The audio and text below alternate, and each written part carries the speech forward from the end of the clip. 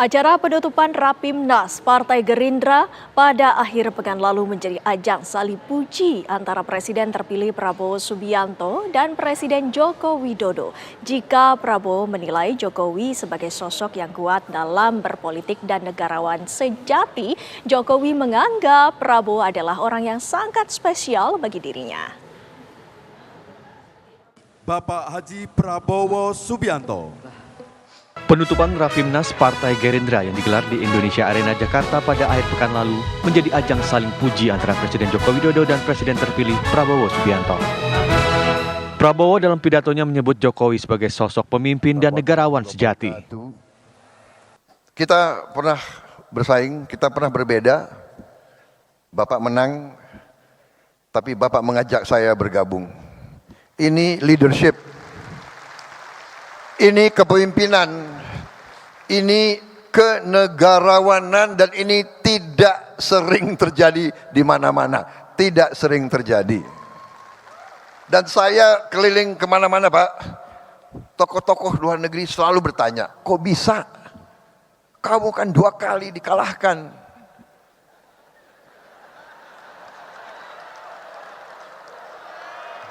Pak, waktu saya kalah, saya ingat Bapak ke rumah saya. Bapak ke Kartanegara.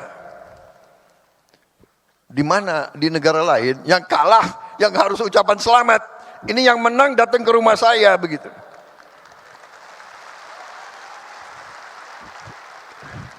Makanya kalau ilmu kepemimpinan belajar dari orang Solo. Datang ke rumah, habis itu bawa undangan, mohon hadir pelantikan. Waduh,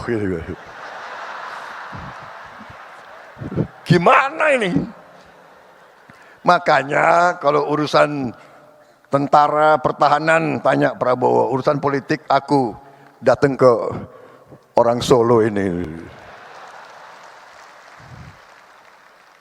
Indonesia. Sementara itu, Presiden Jokowi menganggap Prabowo adalah orang yang sangat spesial bagi dirinya. Ia bahkan menyebut kader Gerindra sangat beruntung memiliki pemimpin seperti Prabowo.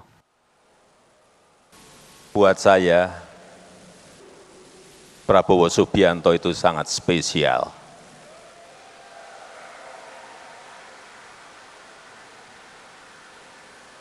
Saya sangat menghormati Pak Prabowo, sangat menghormati.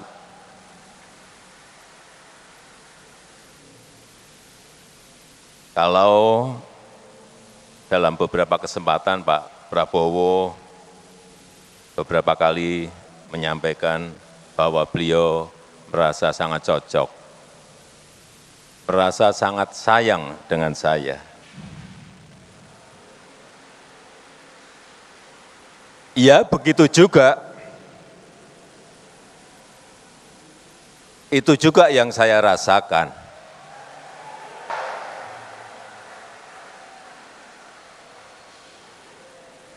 Di mana rasa kecocokan itu tumbuh karena apa? Karena saling rasa percaya.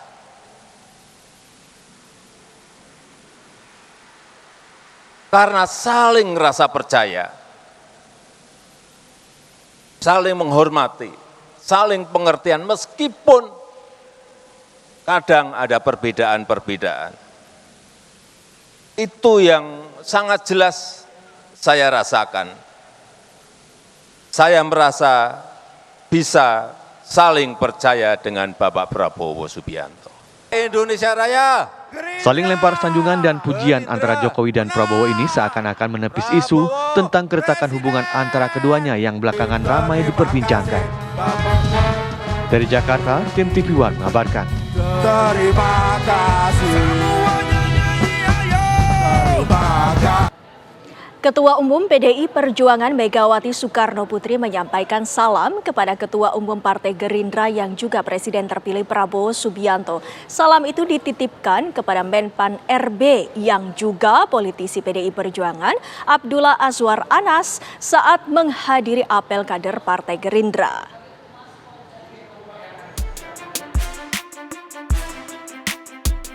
Ketua Umum Partai Gerindra yang juga Presiden terpilih Prabowo Subianto mengungkapkan dirinya mendapatkan salam dari Ketua Umum Partai Demokrasi Indonesia Perjuangan (PDI Perjuangan) Megawati Soekarno Putri. Prabowo mengungkap soal salam Mega saat menyapa Menteri Pendayagunaan Aparatur Negara dan Reformasi Birokrasi PAN-RB yang juga politisi PDI Perjuangan Abdullah Azwar Anas di penutupan Rapimnas Partai Gerindra di Indonesia Arena Senayan, Jakarta, Sabtu malam. PAN-RB, Bapak Azwar Anas, tadi menyampaikan salam dari Ibu Megawati.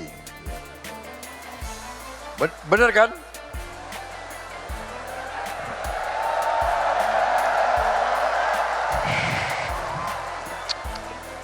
Kader yang agak tertib sedikit, ini ada Bapak Presiden di depan kita ini. Usai acara kepada awak media, Azwar Anas mengatakan Megawati berhalangan hadir karena sibuk dengan sejumlah administrasi kepartaian untuk pemilihan kepala daerah Pilkada 2024. Meski menyampaikan salam untuk Prabowo, Azwar Anas menyebut tak ada pesan khusus yang dititipkan kepadanya. Ketika kemarin ada undangan, kami lapor kepada beliau sebagai menteri, kami diundang oleh Pak Prabowo dan kemudian beliau menyampaikan salam hormat karena beliau tidak bisa hadir pada undangan pada kesempatan ini karena beliau memang sangat sibuk dengan tanda tangan rekom dari para calon yang belum selesai dan ada banyak sekali administrasi yang beliau selesaikan. Itu aja saya. Ada pesan enggak ada. Salam permohonan maaf saja karena malam ini tidak bisa hadir dan kami ketika berpamitan beliau menyampaikan salam hormat ke Pak Prabowo. Penutupan Rapimnas sekaligus acara apel kader Partai Gerindra dihadiri banyak tokoh politik nasional. Tak hanya dihadiri Presiden Joko Widodo dan Wakil Presiden Ma'ruf Amin, acara juga dihadiri Wakil Presiden terpilih Gibran Rakabuming Raka. Selain itu, para ketua umum partai politik dari Koalisi Indonesia Maju juga terlihat hadir. Mulai dari Ketua Umum Partai Nasdem Surya Paloh hingga Ketua Umum Partai Demokrat Agus Harimurti Yudhoyono. Ketua umum partai lain yang juga terlihat hadir diantaranya adalah Ketua Umum Partai Kebangkitan Bangsa Muhaimin Iskandar, Presiden Partai Keadilan Sejahtera Ahmad Saiku, dan PLT Ketua Umum Partai Persatuan Pembangunan Mardiono. Selain itu hadir pula sejumlah Menteri Kabinet Indonesia Maju diantaranya Menko Polhukam Hadi Cahyanto dan Menteri Kesehatan Budi Gunadi Sadikin. Dari Jakarta, tim TV One mengabarkan. Pasangan calon gubernur dan wakil gubernur Ridwan Kamil dan Suswono mengungkapkan sejumlah program utama untuk Jakarta. Ridwan Kamil berencana memberikan anggaran untuk ketua RW dan membuat program pinjaman uang tanpa agunan kepada warga. Sementara Suswono akan meneruskan program yang bagus dan baik dari mantan gubernur Jakarta Anies Baswedan.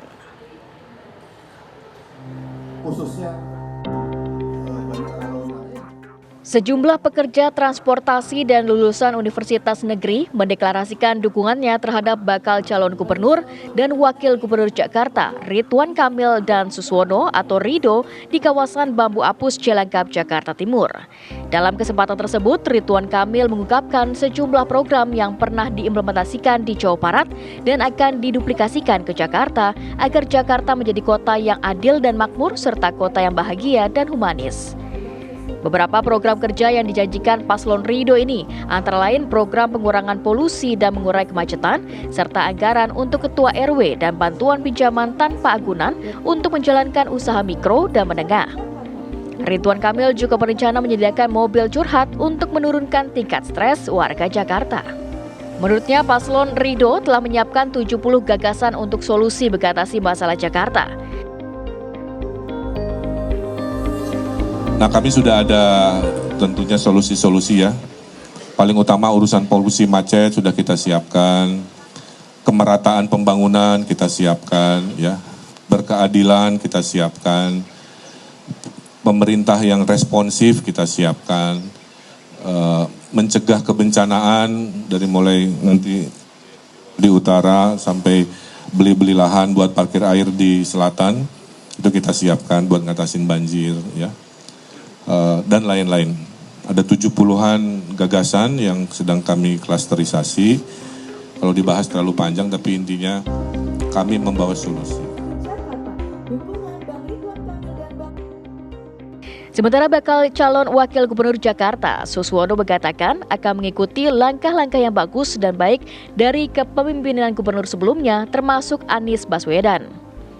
Salah satu program yang akan dilanjutkan adalah rumah DP 0% karena dirasa membantu masyarakat untuk memiliki rumah di Jakarta. Menurut Suswono, program rumah DP 0% akan dilanjutkan karena program itu digagas bersama PKS saat Anies menjabat. Dari Jakarta, tim TV One mengabarkan.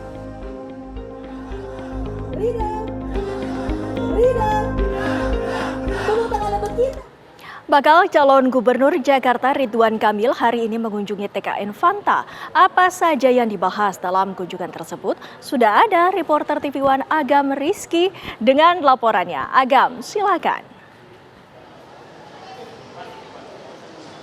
Ya, baik Windy dan juga pemirsa, baru saja bakal calon gubernur yang diusung oleh Kim Plus yaitu Ridwan Kamil ini telah menghadiri silaturahmi bersama dengan TKN Fanta. Tadi kami melihat Ridwan Kamil ini hadir pada pukul 13.20 waktu Indonesia Barat, di mana disambut oleh salah satu kesenian Jakarta yaitu palang pintu.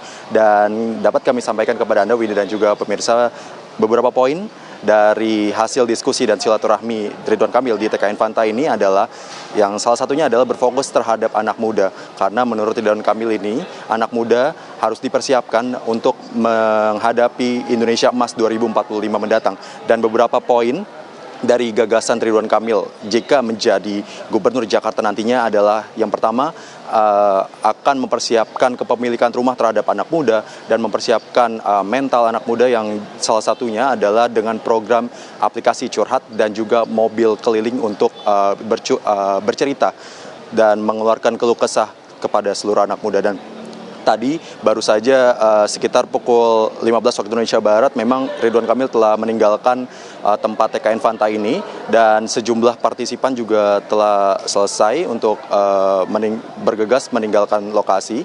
Dan adapun jumlah dari partisipan yang hadir pada silaturahmi hari ini adalah lebih dari 200 orang dan dihadiri oleh sejumlah tokoh yang dimana tokoh tersebut terdapat atau terdiri dari tokoh di Kim Plus. Dan untuk saat ini kami sudah melihat memang Ridwan Kamil sudah bergegas meninggalkan dan kembali ke kegiatan setelah ini, Windy. Untuk sementara demikian. Baik, terima kasih Agam Rizky atas laporan Anda. Pemirsa, bakal calon wakil gubernur Jakarta Rano Karno melakukan silaturahmi dengan warga sekitar rumahnya di Lebak Bulus, Jakarta Selatan. Selengkapnya sesaat lagi.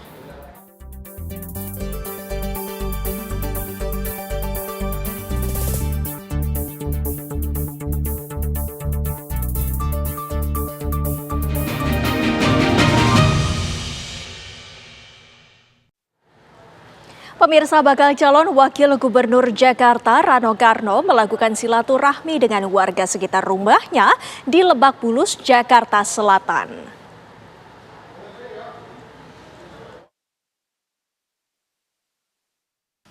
Bakal calon wakil gubernur Jakarta Rano Karno bersilaturahmi dengan warga di sekitar kawasan rumahnya di Lebak Bulus, Jakarta Selatan.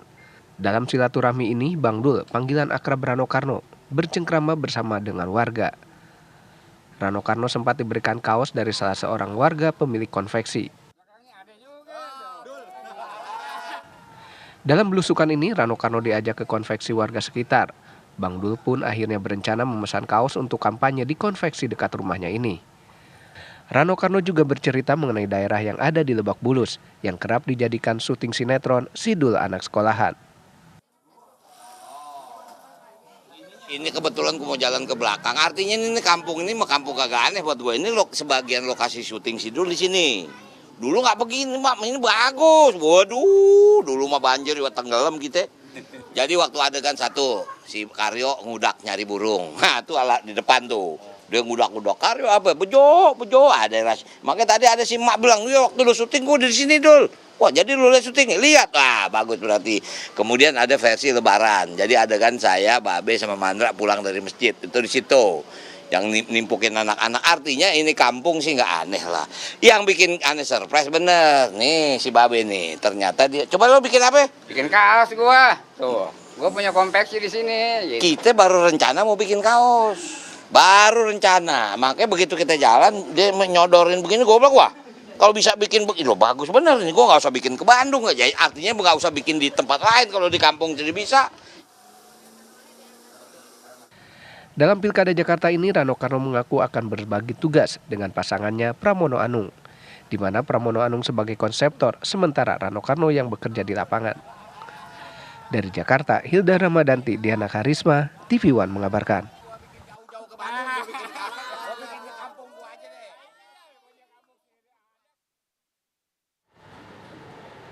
Seluruh pasangan bakal calon gubernur dan wakil gubernur Jakarta, Jawa Barat, dan Banten telah melakukan pemeriksaan kesehatan pada akhir pekan lalu. Usai pemeriksaan kesehatan tersebut, KPU akan segera mengumumkan hasilnya pada Senin atau Selasa esok.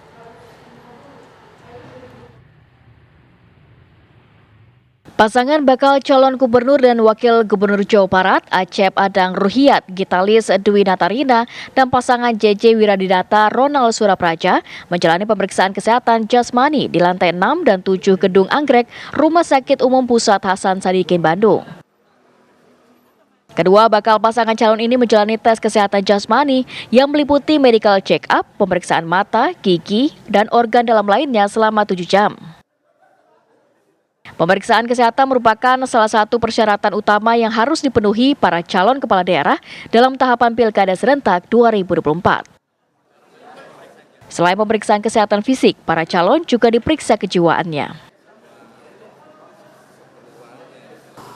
Pasangan bakal calon gubernur dan wakil gubernur Banten, Andra Soni Dimyati Natakusuma, menjalani pemeriksaan kesehatan di Rumah Sakit Umum Daerah Banten. Keduanya tampak kompak turun dari kendaraan yang sama sekitar pukul 7 waktu Indonesia bagian Barat. Sesampainya di Rumah Sakit Umum Banten, pasangan ini langsung disambut para komisioner KPU Banten dan tim kesehatan RSUD Banten. Pemeriksaan kesehatan ini merupakan bagian dari tahapan persyaratan mengikuti pemilihan gubernur dan wakil gubernur Banten 2024. Keduanya menjalani pemeriksaan secara menyeluruh, tes kesehatan fisik dan tes kejiwaan. Proses pemeriksaan kesehatan di RSUD Banten berlangsung sekitar 8 jam. Bakal calon gubernur dan wakil gubernur Jakarta jalur independen, Dharma Pongrekun dan Kun Wardana menjalani tes kesehatan di RSUD Tarakan, Jakarta Pusat. Keduanya mengaku tidak ada persiapan khusus untuk melakukan pemeriksaan kesehatan ini karena sudah terbiasa menjalani pola hidup sehat dan minum air yang cukup setiap harinya. Dalam pemeriksaan kesehatan yang berlangsung selama 11 jam ini, RSUD Tarakan menyiapkan 16 dokter spesialis, subspesialis, dan juga konsultan. Sementara itu, Komisi Pemilihan Umum KPU Provinsi Jakarta memastikan akan menerima hasil pemeriksaan kesehatan ketiga pasangan calon pada hari Senin 2 September 2024. Tim TV One mengabarkan.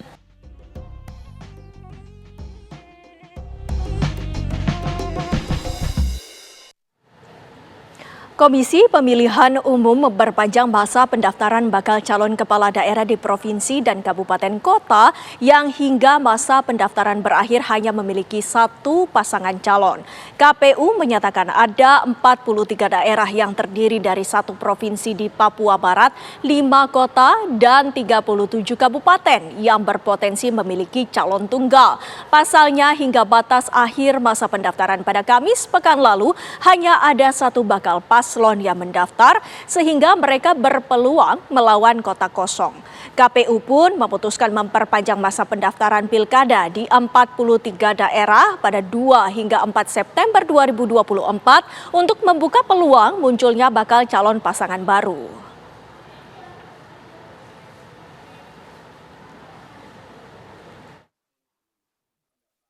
Dan selanjutnya berdasarkan pasal 135 PKPU nomor 10 tahun 2024 tidak hanya untuk kasus Papua Barat ya, tetapi juga kasus di 42 kabupaten kota dan 42 kabupaten dan 5 kota, atau totalnya 48 calon tunggal.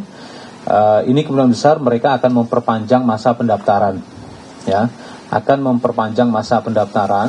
Perpanjangan masa pendaftaran ini terlebih dahulu dilakukan masa sosialisasi selama 3 hari, yaitu tanggal 30, 31 dan 31 Agustus dan 1 September. Mulai tanggal 2, 3 dan 4 selama 3 hari KPU provinsi dan KPU kabupaten kota yang dimana ada calon tunggal dan masih tersisa partai politik yang belum bisa mengajukan bakal pasangan calonnya, maka dipersilahkan untuk melakukan pendaftaran ya partai politik yang dimaksud sesuai dengan ketentuan di pasal 135 huruf A dan huruf B PKPU nomor 10 tahun 2024. Pemirsa, sejumlah informasi lainnya masih akan kami hadirkan selepas jeda pariwara berikut ini. Tetaplah di Kabar Pemilu Kada.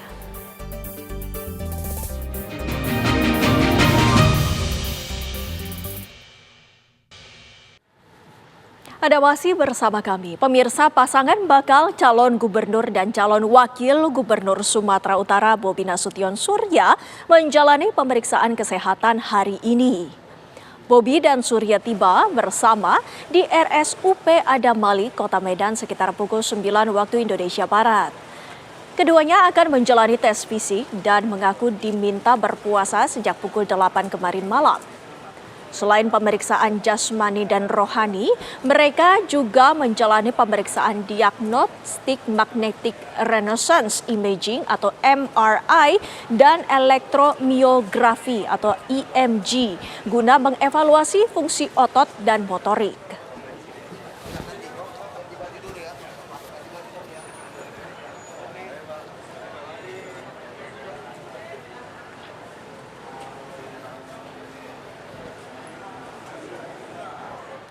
Bagaimanakah jalannya pemeriksaan kesehatan dari Bobi Nasution dan juga Surya? Langsung saja kita sapa rekan kami Nofri Afandi yang berada di RSUP Adam Malik. Silakan Nofri, apakah pemeriksaan kesehatan terhadap pasangan Bobi Surya sudah selesai dan kapan KPU Sumatera Utara akan mengumumkan hasil pemeriksaan kesehatan para calon kepala daerah Sumatera Utara? Nofri. Ya, Windy Wellingtonia dan juga pemirsa, pada hari ini di hari terakhir pemeriksaan kesehatan dalam rangka dokumen persyaratan untuk mendaftar sebagai calon kepala daerah, ini ada 4 pasangan calon yang melakukan pemeriksaan kesehatan di Rumah Sakit Umum Pusat Haji Adam Malik Medan, di mana selain pasangan calon gubernur dan wakil gubernur Sumatera Utara Bobi Nasution dan Surya, ini juga ada pasangan bakal calon Bupati Pakpak Barat Fran Benhart Tumanggor dan Mutsyuhito Solin, kemudian 2 pasangan calon dari Bupati Simalungun, diantaranya pasangan Beni Gusman Sinaga, kemudian Anton Ahmad Saragih, dan juga Radiapo Silon Sinaga dan Azi Pratama Pangaribuan. Tentunya menjadi perhatian di sini adalah pemeriksaan kesehatan terhadap calon gubernur dan wakil gubernur Sumatera Utara Bobi Nasution yang tadi tiba sekitar pukul 9 pagi dan hingga saat ini sudah lebih dari 6 jam dilakukan pemeriksaan kesehatan, belum juga selesai. Tadi Bobi Nasution sempat keluar begitu untuk menuju ruang pemeriksaan MRI, di mana dalam hal ini, dalam pemeriksaan kesehatan kali ini, pihak Rumah Sakit Umum Pusat Haji Adam Malik ini juga melaksanakan pemeriksaan MRI dan juga EMG dalam rangka memeriksa para calon kepala daerah ini.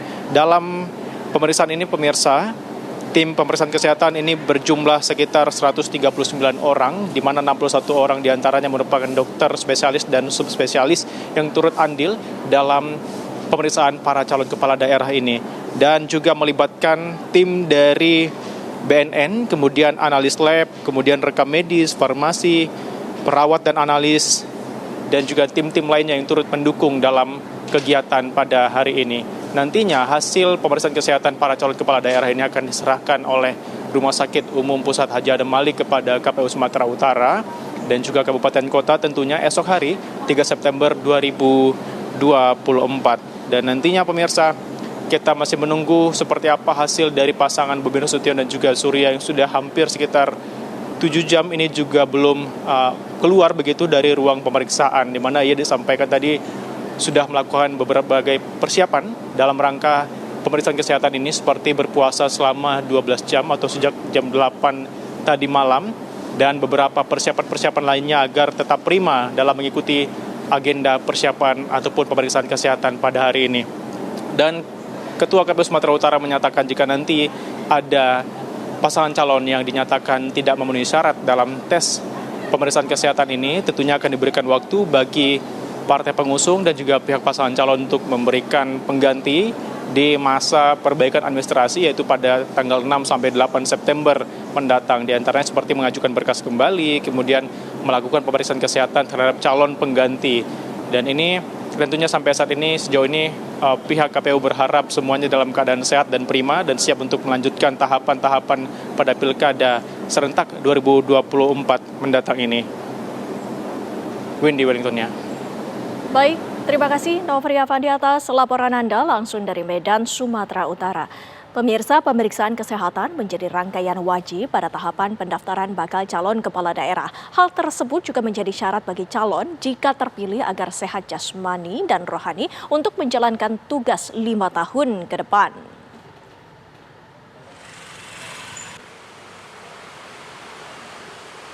Pemeriksaan kesehatan digelar selama 3 hari untuk ketiga bakal pasangan calon wali kota, wakil wali kota yang akan maju dalam Pilkada Kota Yogyakarta 27 November mendatang. Hari Jumat 30 Agustus, pemeriksaan dilakukan terhadap pasangan M. Afnan Hadikusumo dan Singgih Raharjo. Kemudian, pasangan Hasto Wardoyo dan Wawan Harmawan pada Sabtu 31 Agustus 2024. Dan terakhir, pasangan Heru Purwadi dan Sriwidya Supena pada Senin 2 September. KPU Kota Yogyakarta selanjutnya akan menyampaikan hasil pemeriksaan kesehatan pada 5-6 September 2024.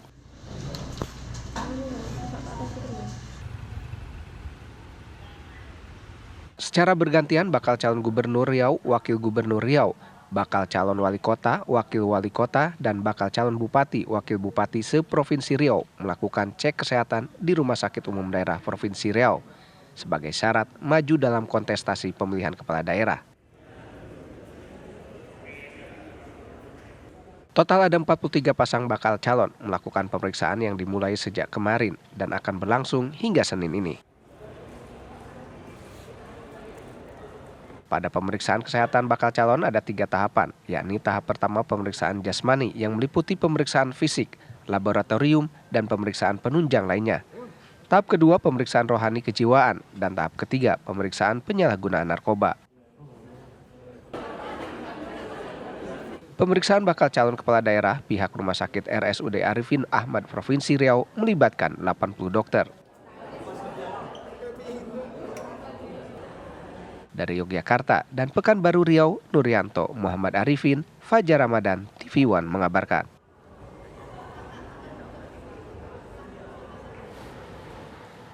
Dua orang tak dikenal melempar granat ke rumah bakal calon gubernur Aceh Bustami Hamzah. Kabarnya usai jeda. Pemirsa, rumah bakal calon gubernur Aceh, Bustami Hamzah, dilempar granat berdaya ledak ringan oleh 2 orang tak dikenal sekitar pukul 5 pagi tadi. Tidak ada korban jiwa, namun bagian depan rumah mengalami kerusakan.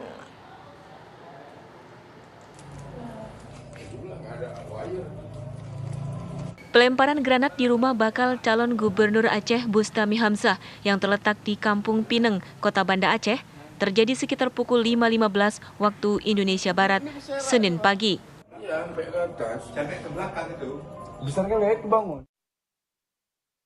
Dari rekaman CCTV terlihat pelaku pelemparan berjumlah 2 orang yang berboncengan sepeda motor. Saat tiba di depan rumah, pelaku yang dibonceng langsung melemparkan granat ke arah rumah Bustami Hamzah. Ledakan tersebut mengejutkan penghuni rumah yang terdiri dari istri, anak, dan kerabat. Sementara Bustami Hamzah saat kejadian sedang berada di luar rumah.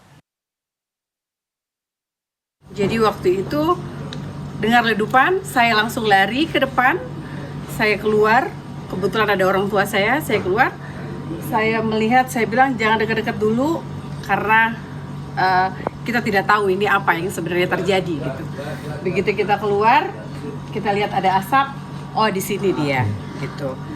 Terus azan subuh, berbarengan dengan azan subuh. Berbarengan dengan azan subuh. Tidak ada korban jiwa dalam kejadian tersebut. Kini polisi masih memburu 2 pelaku pelemparan granat di rumah calon gubernur Aceh itu. Dari Banda Aceh Provinsi Aceh, Muhammad Fadli, TV One mengabarkan.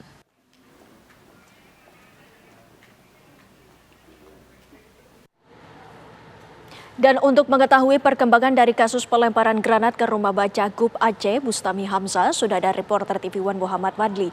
Fadli, bagaimana proses pengejaran kedua pelaku pelemparan granat tersebut? Silakan. Ya, baik Windy dan pemirsa TV One di manapun berada. Dapat saya kabarkan untuk pengejaran terhadap 2 pelaku yang diduga melempar granat di rumah Cawagup Aceh Bustami Hamzah saat ini sedang dilakukan penyelidikan lebih lanjut oleh pihak kepolisian dari Polresta maupun Polda Aceh. Nah, untuk sejauh ini Satreskrim Polresta Banda Aceh juga sudah melakukan identifikasi olah TKP di lapangan tadi sekitar pukul 7 pagi Senin pagi tadi, dan ditemukan ada beberapa serpihan bekas lemparan yang diduga bahan ledak granat. Terus memintai keterangan 4 saksi, yaitu dari pihak korban dan dari pos pengamanan yang ada di depan rumah calon gubernur Aceh Bustami Hamzah. Untuk sejauh ini memang polisi belum bisa memastikan jenis bahan ledakan yang digunakan oleh kedua pelaku ini. Nantinya hasil polisi masih menunggu hasil dari tim lapor Polda Aceh untuk memastikan jenis apa yang dilakukan, jenis apa yang digunakan oleh 2 pelaku ini. Gitu, Indi. Fadli, apakah sudah diketahui dugaan sementara siapa pelaku pelemparan dan juga apa motif dari pelaku? Nah, untuk sejauh ini memang belum ada motif ataupun dari dari polisi sendiri untuk mengindikasi siapa kedua pelaku ini dan apa motif dari peristiwa teror yang dilakukan di salah satu rumah Cawagup Aceh Bustami Hamzah. Begitu, Indi. Baik, terima kasih Muhammad Fadli atas laporan Anda langsung dari Banda Aceh, Aceh. Dan sejumlah informasi dari dunia politik lainnya juga masih akan kami hadirkan usai jeda pariwara berikut ini. Tetaplah bersama kami.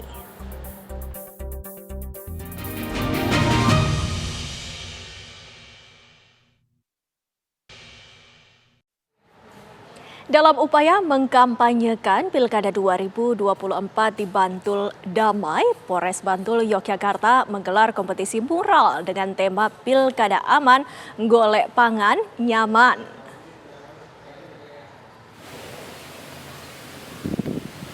Beginilah aksi peserta kompetisi mural yang tengah menyelesaikan lukisan di dinding Pasar Seni Gabusan Bantul, Yogyakarta. Kompetisi mural ini mengambil tema Pilkada Aman, Golek Pangan Nyaman. Berbagai macam lukisan dibuat peserta, namun intinya mengajak pilkada damai, tolak golput, dan mengajak warga untuk rukun meskipun berbeda pilihan. Setiap peserta diberikan ruang dinding pagar Pasar Seni Gabusan dengan panjang 5 meter dan tinggi 2 meter. Ini pilkada, jadi nanti waktu pilkada November, 27 November, nanti bisa tetap guyup dan rukun warga Bantul. Ya, ini simbol Gabah, maskot Gabah, guyup dan rukun masyarakat Bantul. Kompetisi mural ini merupakan upaya Polres Bantul dengan menggandeng seniman lukis di Bantul bersama-sama mengkampanyekan Pilkada Damai dengan cara melukis mural. Ini salah satunya kan karena kita mendekat sudah memasuki pilkada, di mana itu pesta demokrasi, kita juga memilih pemimpin baru, yang akhirnya kan kita juga, ya kita pesta demokrasinya harus senang tapi juga damai. Kita ini salah satu pendekatan dari Polres Bantul atau istilahnya cooling system, cara pendekatan kita dengan masyarakat untuk mendinginkan suasana. Tidak fokus dengan kasus politik semata, tapi kita juga ada kegiatan-kegiatan yang lebih positif. Dipilihnya Pasar Seni Gabusan sebagai ajang kampanye Pilkada Damai karena lokasi ini sering dikunjungi warga Bantul. Lukisan mural di dinding pagar Pasar Seni Gabusan ini bisa dinikmati masyarakat pecinta seni sampai akhir tahun 2024. Dari Bantul, Yogyakarta, Santosa Suparman, TV One mengabarkan.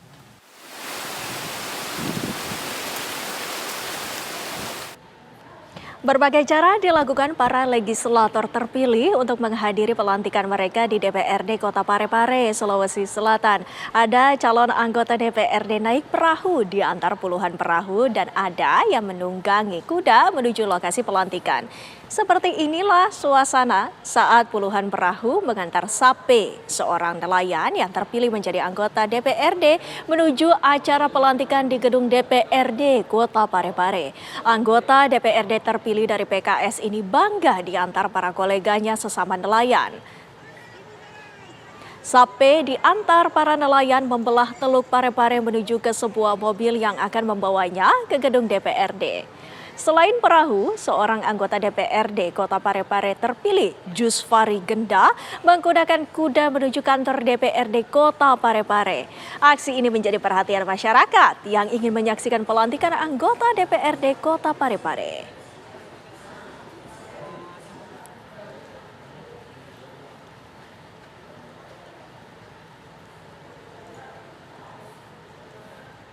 Kabar tadi sekaligus menutup perjumpaan kita di Kabar Pemilu Kada. Jangan kemana-mana pemirsa, karena sesaat lagi Anda dapat menyaksikan Kabar Petang. Saya Windy Wellington, ya pamit undur diri. Terima kasih atas perhatian Anda. Selamat sore, sampai jumpa.